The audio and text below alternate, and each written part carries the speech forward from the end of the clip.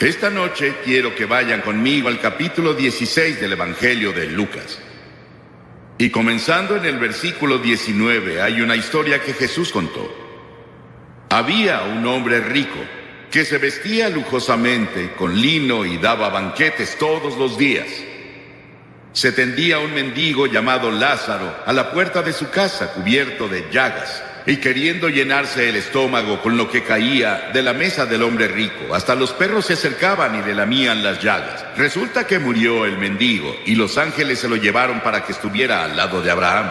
También murió el rico y lo sepultaron en el infierno. El rico levantó los ojos en medio de sus tormentos y vio a Abraham de lejos y a Lázaro en su regazo. Así que alzó la voz y lo llamó: Padre Abraham, ten compasión de mí y manda a Lázaro que moje la punta del dedo en agua y me refresque la lengua, porque estoy sufriendo mucho en este fuego. Pero Abraham le contestó: Hijo, recuerda que durante tu vida te fue muy bien, mientras que a Lázaro le fue muy mal, pero ahora él es consolado y tú sufres terriblemente. Además de eso, hay un gran abismo entre nosotros y ustedes, de modo que los que quieren pasar de aquí para allá no pueden, ni tampoco pueden los de allá para acá. Él respondió: Entonces te ruego, Padre, que mandes a Lázaro a la casa de mi padre, a mis 5 hermanos, para que les advierta y no vengan también a este lugar de tormento. Pero Abraham le contestó: Ya tienen a Moisés y a los profetas, que les hagan caso a ellos. Él dijo: No, Padre Abraham, no les harán caso. En cambio, si se les presentara uno de entre los muertos, sí se arrepentirían. Abraham le dijo: Si no le hacen caso a Moisés y a los profetas, tampoco se convencerán, aunque alguien se levante de entre los muertos.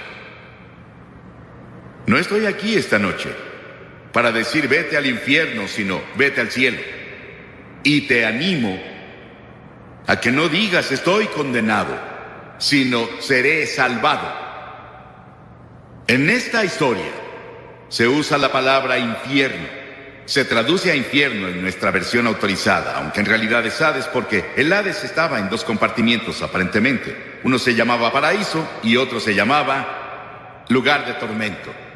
Y aparentemente podían verse a la distancia uno y otro. Y la palabra infierno ahora se usa constantemente en una grosería. La escuchas en la televisión, la ves en las películas, la ves en los escritos de las personas y la escuchas en el trabajo y la escuchas en la escuela. La revista United States Catholic Magazine en mayo de este año 1983 encuestó a estadounidenses y obtuvo que el 86% dicen que creen en la existencia del infierno. ¿Imaginan eso? 86% de los estadounidenses creen en el infierno. Nunca puedes entender el infierno hasta que primero entiendes el gran amor, misericordia y gracia de Dios. Y nunca debe ser predicado por ningún predicador sin lágrimas. He escuchado predicadores predicar sobre el infierno como si se alegraran del infierno y de que las personas vayan ahí. Pero yo no. No me gusta predicar sobre eso. Solo lo hago porque me mandan las escrituras que predique la palabra. Y es respaldado por el amor, la misericordia y la gracia de Dios que yo debo predicar. Verán, el infierno no fue hecho para el hombre. El infierno fue creado para el diablo y sus ángeles. Pero algunos se han tomado la libertad y la imaginación de distorsionar la idea de un juicio futuro. Hace que las personas digan que Dios no es un Dios de amor. Y ellos distorsionaron el concepto bíblico del amor de Dios. Una señora dijo hace tiempo: odio pensar en el infierno. Yo también. Y también odio el pecado que los envía ahí. Odio la guerra. Odio el hecho de que las personas mueran de hambre en el mundo, pero la guerra es una realidad en el Líbano y en lugares así. Y la hambruna es una realidad en nuestro mundo, por desgracia. Que yo lo odie no cambia los hechos. Y odiar, morir, no cambia el hecho de que voy a morir. Y Pablo le escribió a Timoteo diciendo: predica la palabra. Y si voy a ser fiel a mi llamado como ministro del Evangelio de Jesucristo, debo incluir en esa palabra lo que nuestro Señor Jesucristo enseñó en el tema del infierno. Un clérigo dijo que si usaba el infierno en el púlpito, las personas lo echarían. Bueno, sé que en Carolina del Sur llegué a un pueblo hace unos años en los que tenían 13 o 14, no, 16. Señales de reducir la velocidad y parar, porque muchas personas se habían matado en esa intersección. ¿Eso aplica para el estado de Carolina del Sur, poner señales para advertirles a las personas?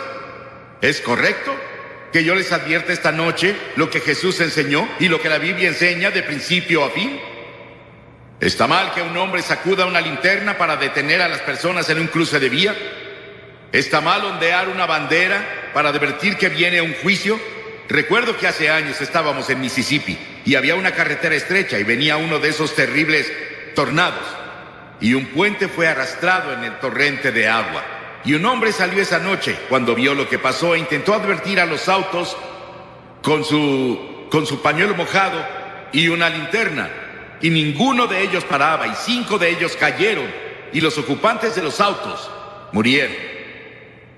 Jesús curó a una persona mentalmente enferma. Una vez, el Gadareno, y un hombre poseído por demonios. Y las personas le pidieron a Jesús que los dejara en paz. Y él respondió su oración. Él los dejó solos. No tienes que escuchar este sermón esta noche. Puedes decir, no quiero escuchar esto. Déjame en paz. Y Jesús podría responder tu oración y dejarte en paz. Y si te dejas solo, el Espíritu de Dios, nunca podrás encontrar perdón de pecados y nunca entrarás al paraíso. Las personas no quieren ser advertidas sobre el juicio y el infierno. Y dirás que no es asunto mío. Bueno, imagina que eres alguien ahogándose y yo tengo el bote del Evangelio y no dejaré que te ahogues si puedo ayudarte. Eres un hombre hambriento y yo tengo el pan de la vida. No voy a dejarte sin pan. Eres un hombre envenenado, lleno del veneno del pecado, y yo tengo el antídoto del Evangelio de Cristo y no te dejaré morir. No te dejaré solo. Estás en la oscuridad y perdido. Yo tengo la luz del Evangelio y no te dejaré solo. Estás en atadura y yo hablaré la verdad que te traerá libertad. Estás enfermo y yo hablaré de verdad que te traerá salud. Estás en el camino amplio que lleva a la destrucción y yo hablaré la verdad que te transferirá al camino estrecho que lleva a la vida eterna. Estás en una tormenta en el mar y te hablaré la verdad que te llevará al puerto de la seguridad. Y algunas personas dicen que en realidad no estamos perdidos. El diablo le dijo eso a Eva en el jardín del Edén. Cuando Dios dijo que morirás si comes el fruto del árbol prohibido. El diablo llegó a susurrar en su oído en la serpiente y dijo, de seguro no morirás. A eso se le llama universalismo. En otras palabras, todos son salvados.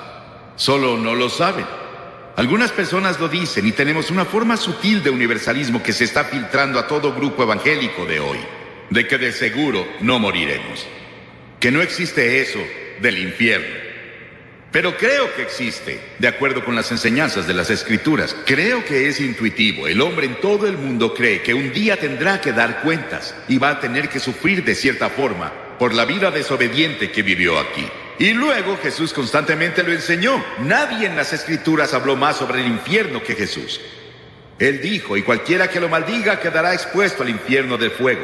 Lo dijo en el capítulo 13 de Mateo. El Hijo del Hombre enviará a sus ángeles y arrancarán de su reino a todos los que pecan y hacen iniquidad, y los arrojarán al horno encendido, donde habrá llanto y rechinar de dientes. Mateo 25:41 dice, luego dirá a los que estén a su izquierda, apártense de mí, malditos, al fuego eterno preparado para el diablo y sus ángeles. Si tu mano te hace pecar, córtatela. Más te vale entrar manco en la vida eterna que con tus 2 manos ser arrojado al infierno. Dijo que es mejor vivir la vida con un ojo, una mano, una pierna, que ir al infierno con todo. La Biblia enseña que hay al menos 3 tipos de infierno.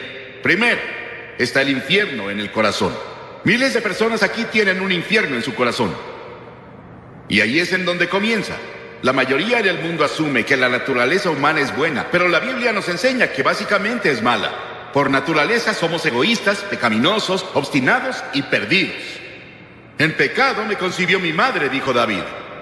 Todos somos pecadores y nacemos en el pecado, y luego cuando llegamos a la edad de la responsabilidad, tal vez los 7, 8, 9 o 10 años, elegimos pecar. Luego nos volvemos pecadores por práctica y practicamos el pecado incluso si tenemos computadoras. Usamos las computadoras hoy para hacer fraudes y todo tipo de cosas. Y luego todas las cosas que están ahí, vemos plantas de marihuana en los bosques y donde las personas las plantan. Todo lo que ves y cualquier comité de investigación que nombres encontrará serpientes, porque la naturaleza humana es maligna. La naturaleza humana es mala. Y por esa razón necesita redención, transformación, necesita un nuevo nacimiento. Es lo que Cristo vino a hacer. Infierno en el corazón. Está el infierno de la culpa.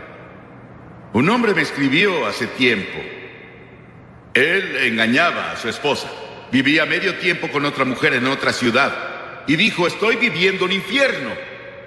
Él se vio atrapado y era un infierno. Y la Biblia nos enseña que hay una muerte ardiente como el infierno en el corazón humano. Y cada persona que parece buena, íntegra y espléndida puede convertirse en un asesino violento y un maníaco de repente. Conozco a una mujer refinada, hermosa. Su esposo era uno de los líderes de la comunidad.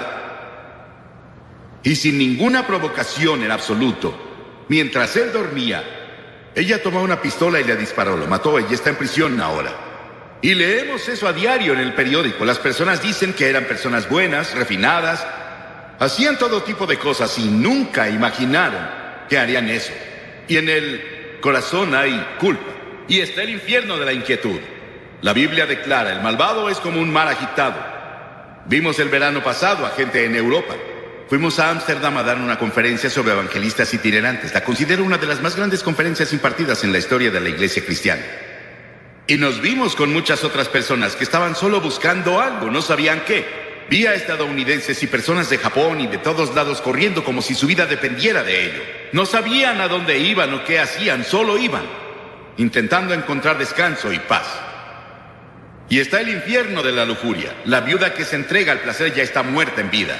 Alguien me preguntó el otro día qué significa lujuria. Hablaré un poco de eso mañana en la noche con los jóvenes. Pero lujuria significa no solo ver a una mujer o a un hombre y admirarlos. Significa que si tuvieras la oportunidad, cometerías inmoralidad. En otras palabras, la lujuria es tanta que cederías si pudieras. Y muchas personas tienen fantasías y hay lujuria en sus fantasías. Y está el infierno del odio. Este infierno del odio ha estallado en guerras y motines y todo tipo de conflictos. El infierno se mudó a la tierra. Y finalmente está el infierno en el futuro. Y el infierno futuro es una proyección del infierno que tienes ahora en tu corazón, en tu casa, en nuestro mundo. Salvo que sigue y sigue. Jesús habló más sobre el infierno que cualquier persona en la Biblia, como dije hace un momento, pero nos advirtió para que huyamos de él. Este es el hecho del infierno que hace que el amor de Dios sea tan sorprendente y glorioso. El hecho de que se hizo para el diablo y sus ángeles. Escuchamos al diablo y seguimos al diablo y hacemos lo que el diablo dice. Y Dios nos ama tanto que pensó en un plan para salvarnos, para que nunca tengamos que pasar un día en el infierno. ¿Cuál es la naturaleza del infierno? Bueno, hay muchos misterios que rodean este tema. Esencial y básicamente es la separación de Dios. Estamos separados de Dios por el pecado y eso continúa en la eternidad. Y hay 3 palabras que Jesús usó para describir el infierno. Él usó la palabra muerte. Verás, Dios es vida y estás separado de la vida de Dios. Estás muerto, espiritualmente muerto, separado de Dios. Y luego usó la palabra gran oscuridad. Dios es luz, estamos separados de la luz. Vivimos en oscuridad. Y luego usó la palabra fuego. Y seguido me pregunto si ese es un fuego terrible dentro de nuestros corazones por Dios, por la comunión con Dios que nunca puede ser saciado. Hemos rechazado a Dios, le hemos dado la espalda a Dios. Nunca podemos conocer a Dios. Se indica en esta historia que este hombre no tenía una segunda oportunidad. Se indica en esta historia que este hombre se volvió muy evangelístico. Él quería alcanzar a sus hermanos. Piénsalo, él estaba en el infierno. Y quería que sus hermanos fueran alcanzados por alguien. Que fuera a su casa y les advirtiera a sus hermanos que no fueran ahí. Hagan lo que sea, pero no vengan aquí. Y esas personas que se han ido antes, tal vez están sufriendo las punzadas del infierno por una eternidad. Estarían aquí esta noche para advertirte. Vuélvete. Arrepiéntete de tus pecados. Recibe a Cristo. Asegúrate de tu relación. No vengas para acá. Es el desvanecimiento de la presencia de todo lo que es alegre y bueno y correcto y feliz. Y las Escrituras dicen, prepárate. Para conocer a Dios nos preparamos para todo salvo la muerte. Nos preparamos para la educación, los negocios, las carreras, el matrimonio, la vejez, pero no para el momento del juicio. Quitamos todo tipo de seguro que podemos si nos preocupamos sobre las pensiones de la vejez, la seguridad social y el resto de eso. Pero no tienes la seguridad de tu relación con Cristo. Está establecido que los hombres mueran una sola vez y después el juicio. La muerte es un suceso que cada hombre considera antinatural cuando se relaciona a él mismo, pero natural cuando se relaciona a otros. Sabemos que otro hombre va a morir. Sabemos que el cáncer va a atacar a otra persona. Sabemos que la otra persona morirá de un ataque cardíaco en un choque automovilístico, pero no yo. Y vivimos como si fuéramos a vivir para siempre, y no es así. Todo terminará en poco tiempo para todos aquí. Y estarás en la eternidad. ¿Dónde estarás? ¿Apartado de Dios o con Cristo en el paraíso? El hombre en la cruz que estaba muriendo con Jesús era un pecador terrible. Merecía ser crucificado. Merecía la pena según la ley. Y dijo que lo merecía. Y se volvió a Jesús y dijo: Señor, recuérdame cuando vengas en tu reino. Es todo lo que dijo. Recuérdame. Él no tuvo tiempo de ser bautizado. No tuvo tiempo de unirse a una iglesia. No tuvo tiempo de hacer nada salvo creer. Y Jesús dijo: hoy estarás conmigo en el paraíso. Piénsalo. La primera persona que Jesús se llevó al paraíso con él era un ladrón, un asesino, un hombre que merecía el infierno. Pero en la cruz, Cristo estaba muriendo por personas como él. Y Cristo moría por personas como tú. Y las personas más difíciles de alcanzar no son como él. Ellos saben que son pecadores, saben que necesitan a Dios. Son personas como nosotros aquí, bien vestidos, vamos a la iglesia, tenemos un poco de religión, pero no es lo primero en nuestras vidas, no es lo principal en nuestras vidas. Y tenemos suficiente religión para evitar que tengamos una buena dosis de salvación de Cristo. Has sido vacunado. Y sientes que no tienes una necesidad espiritual. ¿Qué hay de las personas que dicen que están felices y tienen buen ingreso, buen trabajo, una buena familia y todo? No necesito a Dios. No necesito a Cristo. ¿Para qué lo necesito? Vas a necesitarlo, hermano y hermana. Vas a necesitarlo mucho por mucho tiempo. Es mejor que vengas ahora mientras tienes oportunidad. La Biblia dice que ahora es la hora aceptable. Ahora es el día de la salvación. Ven mientras puedas. No puedes venir a Cristo cada vez que quieras. Solo puedes venir cuando el Espíritu Santo te ha convencido y te trae, donde la palabra de Dios ha sido proclamada. ¿Has venido a Cristo? Como dije al principio, no me gusta hablar de ese tema, pero es parte de la Biblia. Y es una parte importante de las enseñanzas de Jesucristo. Y no estoy diciendo estas cosas de mí, solo estoy pasándote las enseñanzas de Cristo. Lo que Jesús enseñó. Y lo hago con un corazón roto. Desearía que no existiera el infierno, pero existe. Desearía que no existiera el pecado, pero existe. Desearía que no hubiera homicidios ni guerras, pero los hay.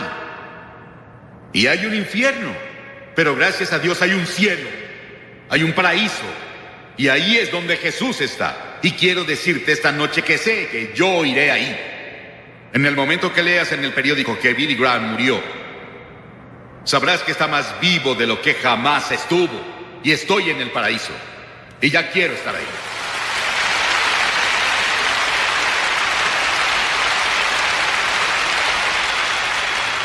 Y miles de ustedes aquí esta noche pueden decir lo mismo, pero otros miles no. No pueden decirlo con seguridad, no están seguros. ¿No les gustaría estar seguros cuando se vayan de aquí que van camino al cielo? ¿Van camino al paraíso con Cristo? Pueden estar seguros. La Biblia dice: les escribo estas cosas a ustedes que creen en el nombre del Hijo de Dios para que sepan que tienen vida eterna. Pablo dijo: y estoy seguro de que tiene poder para guardar lo que le he confiado hasta aquel día. Yo sé. Tú puedes saber. Dirás: Billy, ¿qué tengo que hacer? Muy bien, debes hacer 3 cosas. Primero, debes arrepentirte de tus pecados. Arrepentirse significa cambiar tu mente, cambiar tu forma de vivir. Dejar que Cristo venga y te ayude a cambiar. Él te ayudará a hacer el cambio. No puedes cambiar solo. Eres muy débil. Pero si dices: Señor, estoy dispuesto, yo te ayudaré. Y la segunda cosa es por fe recibir a Cristo, que murió por ti y resucitó de nuevo. Por fe. No puedes entender todo, pero ve por fe y confía y pon tu confianza total en Él y solo en Él. Y luego, en tercera, obedécelo y síguelo y sírvelo y trabaja para Él y haz todas las buenas obras que te sea posible hacer por Él. En su nombre, ayudando a tu prójimo, amando a tu prójimo. De este modo todos sabrán que son mis discípulos y se aman los unos a los otros. ¿Estás dispuesto a hacer esto esta noche? Voy a pedirte que hagas algo que hemos visto a cientos de personas hacer aquí, en cada servicio, desde que estuvimos en Sacramento. Voy a pedirte que te levantes de tu asiento y vengas y te pares frente a la plataforma y digas al venir: quiero saber que me iré al cielo, quiero saber que mis pecados son perdonados, quiero saber que estoy listo para conocer a Dios. Si estás con amigos o parientes, ellos esperarán. Ven y párate aquí. Después de que hayas venido, voy a decir una palabra y una oración contigo. Te daré literatura y puedes volver con tus amigos. Simple. Pero cada persona que Jesús llamó en el Nuevo Testamento, Él las llamó enfrente de otras personas. Él llama públicamente. Hay algo sobre venir al frente abierta y públicamente que ayuda a establecerlo. Tal vez eres un líder en tu iglesia, pero no estás seguro. Hace tiempo tuvimos a un arzobispo que vino al frente, públicamente, y dijo: solo quería estar seguro. Necesitas asegurarte esta noche. Ven. O tal vez nunca has recibido a Cristo. Ven y hazlo esta noche. Puedes hacerlo, justo ahora. Rápido, levántate. Cientos de ustedes de todo el lugar. Tal vez estás en el coro. Levántate y ven aquí. Te tomará unos 2 minutos el llegar. Levántate y ven. Vamos a esperarte. Ahora quiero que vayan conmigo al pasaje que Roosevelt nos dé. Yo, el 3er capítulo de Segunda de Pedro. Ojalá tuviera la oportunidad de ir versículo a versículo en este capítulo, porque es uno de los más importantes capítulos en cuanto a la segunda venida de Jesucristo. Quiero hablarles del día de la venida de Cristo. Ese día lo llaman las Escrituras. Cuando despertaste esta mañana, te pregunto, ¿cuáles eran tus expectativas para hoy? Muchas personas piensan: esto va a ser un día común. Nada inusual habrá hoy, nada fuera del ordinario. No mucho que esperar, solo como cualquier día. Y podría ser el día de graduación, o de aniversario, de promoción, o un día en el que te retires, o un día en el que comienzas tus vacaciones, o tal vez tu cumpleaños, o el cumpleaños de un hijo. Pero hoy quiero hablar contigo sobre un día que es único en la historia del mundo. El día cuando la Biblia nos enseña que Jesucristo volverá a la tierra. Y ese día está en el calendario de Dios. La palabra de Dios dice que solo pasará una vez y vendrá como una devastación para los que no están preparados. Pero para los que esperan la venida de Jesucristo, va a ser un día de gran gozo. Y los cristianos antiguos del Nuevo Testamento continuamente comentaron y esperaron ese día, o el día, o los últimos días. Esas expresiones se usan en todo el Nuevo Testamento, los últimos días. Y vivimos, yo pienso, en los últimos días. ¿Qué clase de día esperamos? ¿Qué pasará ese día? Primero será el día de revelación. Segunda de Tesalonicenses 1:7 dice: y ustedes, los atribulados, reposen con nosotros cuando el Señor Jesús se manifieste desde el cielo con sus poderosos ángeles. Él no vendrá montado en un asno la próxima vez, vendrá con poderosos ángeles del cielo. Será personal el regreso y la venida de Jesucristo. Después de la crucifixión y la resurrección de Jesús, la Biblia dice que Él apareció en persona a sus discípulos y 500 de sus seguidores. Pero Jesús no se le apareció a Pilato. ¿Se han preguntado por qué? O a Herodes, o al sumo sacerdote, o a los que querían su crucifixión. Él no apareció a ellos. No se desapareció. ¿Por qué? Porque no en el tiempo lo van a ver, ese día que está en el futuro. Apocalipsis 1:7 dice: he aquí él viene en las nubes, y todo ojo le verá, también los que le traspasaron, y todos los pueblos de la tierra se lamentarán por él. Incluso las personas que lo traspasaron, incluso las personas que idearon su muerte, van a verlo y van a estar conmocionados. Las Escrituras dicen en Primera de Tesalonicenses 4:16: porque el Señor mismo descenderá del cielo. En Hechos 1:11 dice: este mismo Jesús quien vendrá vendrá de la misma manera como lo vieron ir al cielo. Y estaban viendo cómo se iba al cielo, su ascensión, y dice que desapareció en una nube. Creo que fue una nube de ángeles que vino a escoltarlo de vuelta al cielo. Porque había ángeles que vinieron cuando él nació, lo escoltaron a la tierra, y ahora iba a volver al cielo después de su resurrección, y ellos vinieron a escoltarlo de vuelta. Y suaves antes de que una gran obra de arte, como una estatua o una pintura, sea presentada al público en general, se mantiene escondida. Las personas tal vez sepan que la obra se está preparando, tal vez sepan su ubicación, pero no la ven. Y cuando el día de la presentación llega, la obra de arte se cubre con una tela hasta el momento de su revelación. Las personas vienen con gran anticipación y el evento en general es precedido por una ceremonia. Y cuando se quita lo que cubre, la obra de arte es revelada a la vista para que todos la vean. Ese día, las Escrituras dicen, será la revelación del que ha estado escondido. Hoy es el día en que Cristo está escondido, no está aquí en persona, en el sentido de su carne. No se ve, lo aman sin haberle visto, dice Pedro en 1 de Pedro 1:8. Pero ese día, Él será revelado. Verás, este es un día de venimos a Él por fe, pero luego estará a la vista. Vamos a verlo frente a frente, y espero ese día cuando veré a Jesucristo, y frente a frente pueda caer a sus pies y agradecerle por morir en la cruz por mí, y yo tenga perdón por mis pecados y vaya al cielo a pasar la eternidad con Él.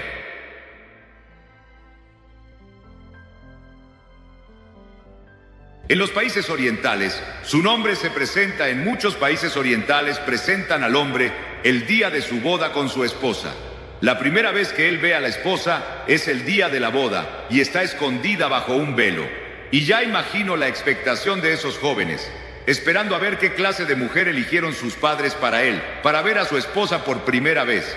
Amamos a Cristo, pero no lo hemos visto. Está escondido detrás de un velo. Anhelamos verlo en persona. Ahora vemos por espejo oscuramente, mas lo veremos cara a cara, dice en las Escrituras. Lo veremos con sus poderosos ángeles. ¿Qué día va a ser cuando Él venga como trueno en el cielo, como un rugido de trueno? Y luego, en segunda, será un día de condenación. Para los creyentes será un día de éxtasis y gozo, emoción y gloria. Pero para los que no lo conocen, será un día de juicio. Dios ha puesto en nosotros un fuerte deseo de ver justicia ejecutada en el mundo. Celebramos cuando los buenos ganan y los malos pierden en televisión. Aplaudimos el sistema legal cuando aplica la justicia a una persona que hizo gran daño a otros. Aplaudimos el sistema legal cuando hace algo para llevar justicia social a nuestras comunidades. Y muchas personas se rehúsan a creer que Dios un día traerá justicia a esta tierra, pero va a hacerlo y será bajo sus términos. A cada uno de nosotros nos tocará enfrentar el juicio. Dios es perfecto en amor y justicia. Dios es un Dios de amor. No te vayas y dejes que las personas piensen que Dios no es un Dios de amor. Lo que quiero que recuerdes más de toda esta cruzada es que Dios te ama. No importa quién seas, lo que eres, qué trasfondo étnico tengas, cuántos pecados hayas cometido, Dios te ama y no hay nada que puedas hacer. Dios va a continuar amándote hasta la tumba. Él te ama. Es un Dios de amor, pero también es un Dios de justicia y va a llevar a las personas de todo el mundo a un lugar de juicio y traerá justicia al mundo. En segunda de Tesalonicenses 1:8-9 dice: en llama de fuego, para dar retribución a los que no conocieron a Dios ni obedecen al Evangelio de nuestro Señor Jesucristo, los cuales sufrirán de eterna expulsión de la presencia del Señor y de la gloria de su poder. Piensa en eso. La traducción Rivales Estándar Versión del versículo es una exclusión de la presencia de Dios. Verás, lo que significa es que los que están perdidos, los que no conocen a Cristo como Señor y Salvador, y podría ser un miembro de la iglesia y todo, pero dentro de ti no estás seguro de cómo estás ante Dios, y podrías estar perdido. Todos ustedes van a echar un vistazo a Cristo en su gloria. Van a ver toda la gloria y toda la emoción y el gozo del cielo por un momento, y se llevarán ese recuerdo a la eternidad, pero no podrán disfrutarlo. Van a ser excluidos de su presencia, dicen las Escrituras. Recuerdo cuando oí eso por primera vez de un erudito griego en la Universidad de Cambridge. Recuerdo el impacto que tuvo sobre mí cuando dijo lo que significaba ese pasaje, y comencé a pensar en echar un vistazo a Jesús y toda su gloria y todo su poder, y yo debía ser parte de eso en el cielo, y me lo perdí por mi propia lujuria, o mi avaricia, o mi orgullo, o mi ego, o porque no me rendí ante Cristo en la cruz. También va a ser un día de salvación, un día de salvación. Ahí llegamos a la glorificación. ¿Han oído de la salvación y la santificación? Eso se llama glorificación. ¿Quiénes son los objetos de salvación y cuál es la naturaleza de la salvación? En 2 de Tesalonicenses 1:7 dice, descanso. Esto indica que muchas desigualdades van a ser niveladas. Habrá perfecta justicia. El pobre del mundo tendrá sus necesidades cubiertas y muchos de los ricos se volverán pobres. ¿Recuerdan el hombre rico y el pobre de los que Jesús habló? El pobre murió y fue al cielo con Jesús, y el hombre rico, que no tenía tiempo para el pobre, murió y fue al infierno. Había un gran abismo entre ellos, y el hombre rico clamó. Él vio a Abraham y clamó diciendo, ven a traerme un poco de agua, solo toca mi lengua con agua, y por favor, ve a decirles a mis hermanos que no vengan a este lugar. Es terrible. Lo que sea el infierno es una separación de Dios. El cielo se describe en los términos que indican lo importante. No va a ser nuestro gozo. Voy a saltar de arriba a abajo si me dejan. Voy a aplaudir más que las personas de Albany, y voy a aplaudirle al Señor Jesucristo hasta que mis manos se caigan. Voy a arrodillarme hasta que mis rodillas estén llenas de sangre por eso, y le daré la gloria y la alabanza y el honor. Pero no va a ser lo importante. Lo importante es que Jesús va a ser tan revelado y hermoso y glorioso en y a través de nosotros, sus santos, que todo el universo se levantará y se maravillará de que Cristo hiciera tal cosa por su muerte y su resurrección, que tomara a pecadores como tú y yo, que nos oponemos a Dios, que rompemos las leyes, que lo desobedecemos a diario, y nos llevará y amoldará a lo que Él planea para el futuro, y a compartir con Él su reino y gobierno. Él va a ser tan revelado en su belleza y gloria en y a través de sus santos, que todo el universo se detendrá sorprendido.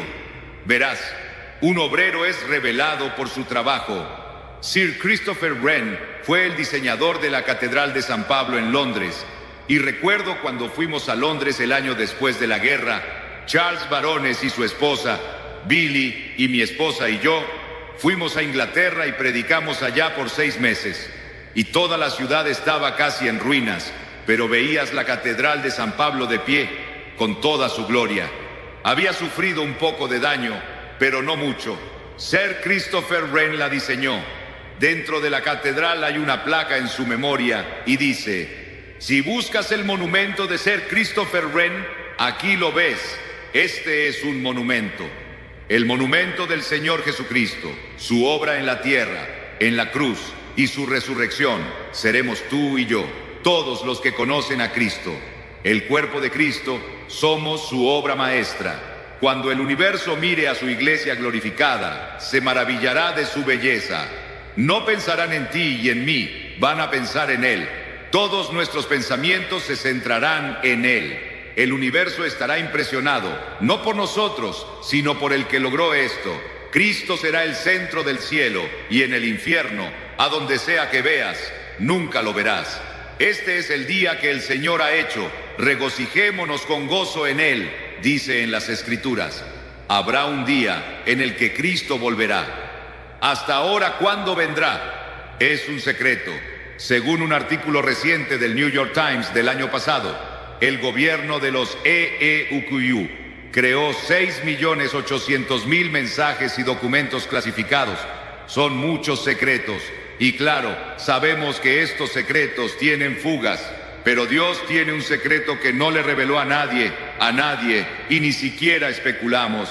y ese es el día y la hora de su regreso, no lo sabemos. Y luego, cuarto, Jesús dijo que habría hambrunas en muchos lugares y pestilencias, no universales, pero en diferentes lugares, dijo. Mucha de la hambruna en el mundo hoy es por el hombre, el resultado de luchas políticas y guerras civiles. Vean la hambruna en Monrovia y Liberia hoy. 500,000 personas amontonadas en ese lugar. No hay agua. El agua se suspendió por 10 días. No hay comida, no hay arroz. Y las enfermedades brotaron. ¿Qué pasará? Y está pasando en muchas partes del mundo. Está pasando en lugares como India. Y parece que la guerra entre India y Pakistán está muy cercana. Y vemos todas esas cosas pasando ahora. Y son las cosas que Jesús predijo que pasarían justo antes de que Él viniera. Nuestro país gasta miles de millones de dólares al año en programas de reducción, mientras el resto del mundo intenta tener algo de comida. Y luego dijo, la iniquidad abundará. Y Él hablaba de prevenciones sexuales. Si no voy a ir a eso esta noche porque no tenemos tiempo, pero los crímenes diarios nos asustan. Las jóvenes que son atacadas hoy y violadas son 40% más que hace un año. Algo está pasando. Parece que un espíritu malo y terrible se ha soltado. Y así es el diablo. Alguien me preguntó, ¿qué anda mal con el mundo? Y dije, el pecado anda mal con el mundo, y el diablo aviva la llama y aviva el fuego. Eso pasa, y nos incluimos. Los valores morales desaparecieron completamente. Muchos, incluso los cristianos, hoy están confundidos. Nos volvimos cristianos terrenales en lugar de los que leen la Biblia y estudian las Escrituras y se ponen a orar. Nos sentamos enfrente de nuestra tele y obtenemos valores morales de ahí. Y luego dijo que habría un incremento de terremotos. Hay unos 6,000 terremotos detectados en todo el mundo cada año. El promedio de muertes por terremotos en el siglo XX ha sido de 20,000 personas cada año. En Armenia, en 1988, fueron 25,000. En Irán, hace unas semanas, fueron 50,000. Los terremotos se incrementan. Segunda de Pedro dice, ya que todo será destruido en ese día, ¿qué clase de personas deberíamos ser ahora? Tenemos el efecto del ozono. Todos están preocupados por el ambiente. Deberían estarlo, porque en este pasaje de las Escrituras nos enseñan que la tierra se va a derretir, se desvanecerá, algo va a pasar, una cosa climática va a pasar. Y me parece que cuando leemos del efecto del ozono, eso es de lo que Pedro habló y dijo, ya que todo será destruido y cambiado, así que, ¿qué clase de personas deberíamos ser? Deben vivir de forma santa y piadosa, esperando el día de Dios y apresurándonos a su venida. El cristiano no es un desertor de la vida. Al contrario, creer que Cristo regresará nos da confianza y el valor de vivir como debemos hoy. Saber que Cristo volverá me hace querer trabajar mucho más. Quiero alimentar a más personas, quiero predicarles a más personas, quiero ayudar a más personas hambrientas y sin hogar. Eso nos anima, es un incentivo para salir a la sociedad y hacer lo mejor que podamos. Sabemos que todo el mundo no va a ser salvado, pero saliendo del mundo habrá personas que serán salvadas, porque esperamos un nuevo cielo y una nueva tierra, como Dios prometió, y vivimos audazmente por Él en el contexto de nuestras vidas. La Biblia dice que vendrá un día cuando Dios sacudirá a los cielos y la tierra. Ese será el día de salvación para los que conocen a Cristo. Será el día de juicio para los que no lo conocen. ¿Estás preparado? Las Escrituras dicen, prepárate para encontrar a Dios. ¿Te has preparado? Dirás, ¿qué debo hacer para prepararme? Si vas a la iglesia de vez en cuando, fuiste bautizado, tomas la comunión, tal vez has tomado tus votos en la iglesia, pero muy dentro no estás seguro de cómo estás y quieres asegurarte primero y luego irte de aquí. Esta cruzada acabará en unos minutos, esta fase al menos, porque va a continuar en las iglesias, va a continuar con todo el gran trabajo de seguimiento que se planeó. Pero necesitas hacer un compromiso con Cristo y hoy es el día de salvación. Ahora es el tiempo aceptable. Las Escrituras nos enseñan que puedes endurecer tu corazón. Dios te dará otro momento, otra oportunidad de decirle que sí. Te pediré que hagas algo que has visto en las últimas 2 noches, que más de 2000 personas hicieron. Te pediré que te levantes de tu asiento y vengas y te pares frente a esta plataforma. Y al venir dices: entrego mi corazón a Cristo, quiero estar seguro, quiero tener la seguridad de que estoy salvado y que voy a ir al cielo y voy a estar preparado para encontrar a Cristo cuando regrese. Dirás: ¿por qué me pides que vaya al frente? Cada persona que Jesús llamó en el Nuevo Testamento, Él la llamó públicamente. Él dijo: si no estás dispuesto a reconocerme ante los hombres, no te reconoceré ante mi Padre en el cielo. Hay algo con hacer un compromiso público que Él nos ha ordenado hacer, y voy a pedirte que hagas eso ahora. Cientos de ustedes a quienes Dios les habló. Si vienes de arriba, te tardarás un par de minutos. Comienza ahora. Y si estás hablando con amigos o parientes, se esperarán. Si vienes en autobús, esperarán. Hay mucho tiempo. Dios te está hablando. Ven rápido. Cuando estés enfrente, les diré unas palabras. Voy a orar con ustedes. Les daré literatura para ayudarlos en su vida cristiana. Solo levántate y ven ahora, desde aquí y en todos lados. La palabra de Dios promete que podemos estar seguros de que un día estaremos en el cielo con Dios. No solo tener la esperanza o el deseo de ello. Hoy tú podrás estar seguro de tu hogar eterno. Toma un momento para comunicarte con nosotros a través de nuestra página web. Nuestros consejeros se contactarán contigo vía chat. Y recuerda, Dios te ama. Los que han estado viendo por televisión pueden ver que cientos de personas vienen aquí, en la Knickerbocker Arena en Albany, Nueva York. Es maravilloso este cuadro.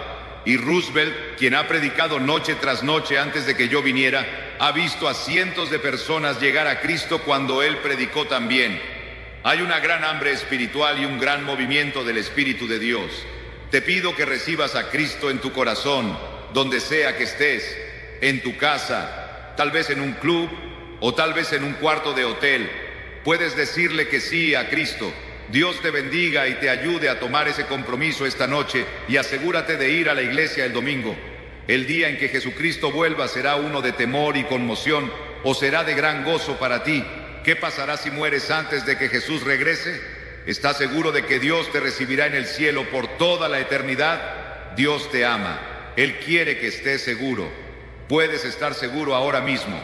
Hay alguien aquí que quiere hablar contigo, responder a tus preguntas y orar contigo. ¿Estás listo para hacerlo? Tal vez tengas una relación con Jesús, pero te has alejado de Él y quieres dedicarle de nuevo tu vida. Visita la página web que ves en pantalla. Esperamos conversar contigo. Espero que no creas que esto es como uno de esos programas policíacos que ves en televisión. Se trata de ti. ¿Estás en problemas? Si no llevas al límite cada oportunidad que tienes, ya estás muerto. Estamos en una mala posición. ¿Hay esperanza? Claro que hay esperanza. ¿Qué dará el hombre a cambio por su alma? Estaba en problemas y no sabía qué hacer. ¿Y dónde están los judíos? Sabían que podían conquistar el mundo. Es como si estuvieras en un sueño, pero no es un sueño, es la realidad. Me cambió para siempre y no podía creer que esto fuera real. Ya creía en esto, pero sé que algo más grande está pasando ahora.